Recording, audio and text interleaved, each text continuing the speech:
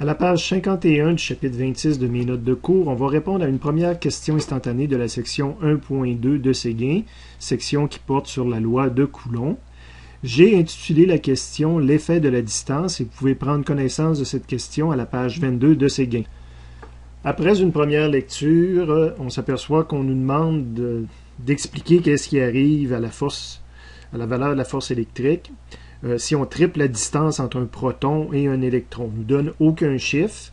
Donc, comment traduire ça en termes mathématiques si on veut faire une belle démonstration, une belle justification là, de notre réponse? Il y en a qui intuitivement me diraient que ça va être une force électrique 9 fois plus faible si je triple avec la notion de carré qu'on a vue dans la loi de carré. Mais comment le démontrer de façon infaillible?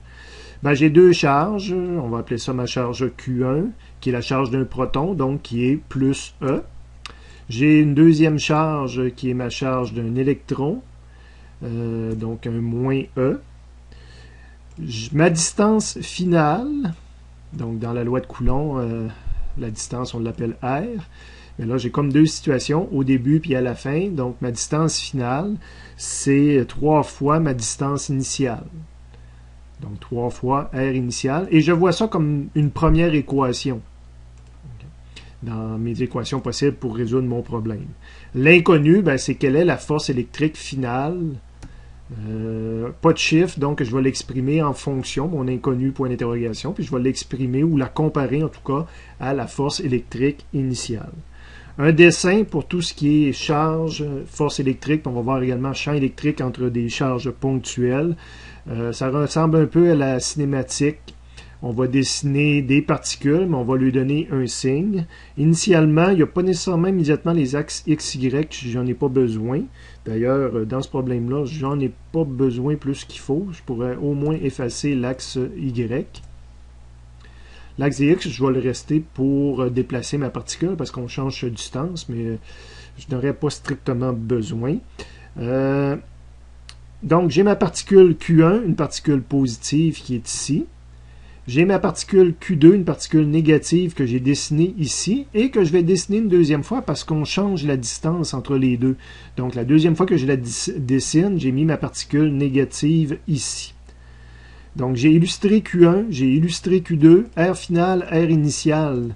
Ben, mon R initial, c'est une cote que je me mets ici pour montrer la distance initialement. Puis mon R final, c'est une autre cote que je mets pour montrer la distance à la fin. Évidemment, on me demande qu'est-ce qui arrive à la force électrique, donc il faut que je l'illustre au moins une fois sur mon dessin. C'est une force électrique d'attraction, donc je peux la dessiner sur la Q1, par exemple, parce que ça va me donner dans le même sens que l'axe des X. Mais évidemment, elle existe aussi sur Q2, puis elle est dans l'autre sens, donc je l'appellerai moins F1 au besoin.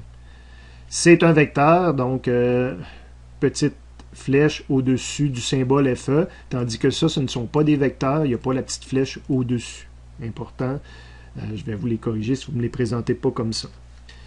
Mon point d'interrogation, c'est de la force, donc ça me prend une loi, un principe, une formule de physique qui me permettrait de trouver F1 en fonction des autres paramètres du problème.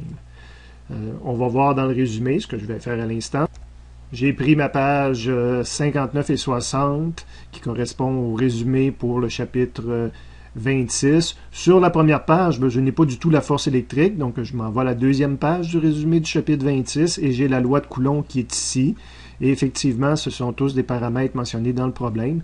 Donc l'outil que je vais utiliser pour résoudre mon problème, c'est celui-ci. Je le copie de façon intégrale dans ma solution. De retour à ma solution, c'est ce que j'ai mis ici, la loi de Coulomb, telle qu'elle apparaît sur le formulaire. Je vais commencer à l'utiliser, donc je vais l'appliquer à R initial si on veut. Donc ma force électrique initiale, ça va être K qui est une constante, Q1, Q2, divisé par R initial au carré. Et j'identifie ceci comme étant ma deuxième équation. La même équation de Coulomb, je vais l'appliquer également à FE final. Donc, je vais avoir K, Q1, Q2, mais divisé par R final. Et pour pouvoir m'y référer, j'identifie ça comme ma troisième équation. J'ai rajouté un petit commentaire pour montrer que je faisais la loi de Coulomb pour R initial, puis après ça pour R final. Ce que je vais faire maintenant, je me rappelle que si je veux trouver une équation pour R final, Donc, pour FE final, je vais travailler avec ma troisième équation ici. Et je vais essayer de m'en aller vers quelque chose là, qui me rapporterait à FE initial. FE initial, il y a du R initial dedans, donc il faudrait que je fasse disparaître ce terme-là. Évidemment, j'ai une équation pour ce faire. Donc, c'est pour ça qu'ici, j'écris que je vais mettre la première équation dans la troisième. Donc, je réécris ma troisième, FE final est égal à K sur Q1, pas sûr, mais K, Q1, Q2. Et le R final en bas, je le remplace donc par 3R initial.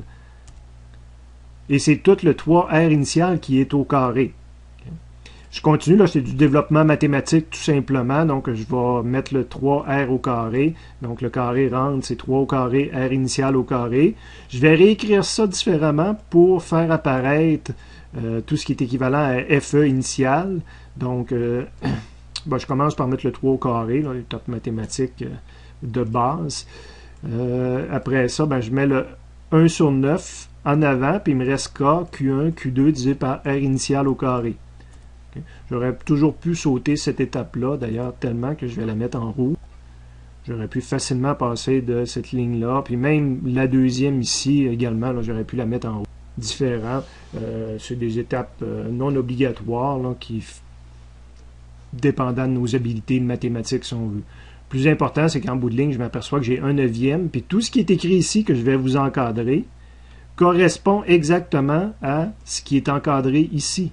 Donc, je peux remplacer ça par FE initial. Donc, prochaine ligne, je vais pouvoir écrire que FE final est égal à 1/9, et tout ce qu'on vient de dire se remplace par FE initial. Donc, j'ai 1/9 de FE initial. Le module va donc être divisé par 9, ce qu'on avait comme réponse intuitive.